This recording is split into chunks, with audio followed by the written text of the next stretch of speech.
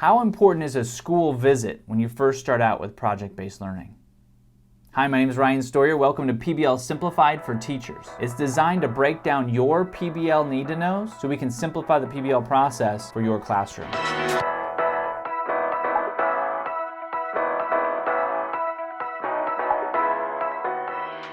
So how important are school visits? Just monumentally important. I'll just tell you now, I'm really excited about them. They should be at the top of your list. Especially if you're just thinking about jumping into project-based learning, you've got to build a vision. If you've already jumped into project-based learning and you've stalled a little bit, go and see somebody who's operating at a high level with project-based learning.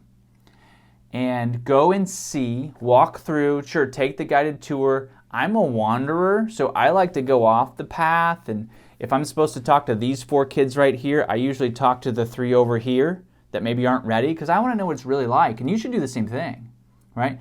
I love it when we set up panels for kids, so you can hear kids, you can hear from facilitators, you can hear from administrators. That's what we do for our demonstration sites. If you go, you get to hear from everybody, and then you get to wander at will.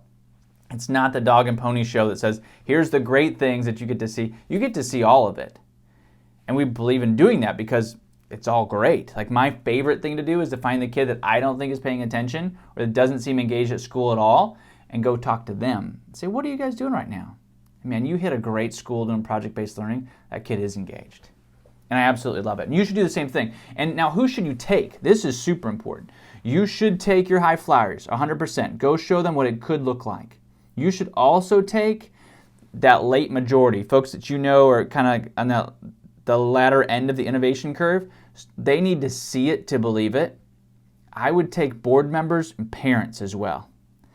Get some support for your project-based learning movement, and don't let it just be your teachers, and don't let it just be your high flyers that are always innovating, because they're always innovating. So then the rest of your innovation curve, the rest of your staff is like, yep, that's just what Ryan does. He's always doing something different.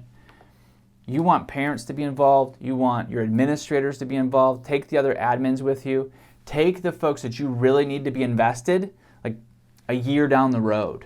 Okay? Say, who do I want to be most invested 1 or 2 years from now? Take them with you and start to build this vision together. And that's the power of a school visit. The power of a school visit is you get to see the instructional model. You don't have to know the nuts and bolts. You need to hear a 3rd grader welcome you at the door, walk you to the classroom and talk to you the whole time and shake your hand, look you in the eye, and answer questions off the cuff. When you start to see that, then the rest of these things are easier, right? You want to show them the end, and then they'll ask for, how do we get there? So one of my great tips is to go and see project-based learning in action. Once you do that, you'll be fired up to go out and engage your learners, tackle boredom, and transform your classroom.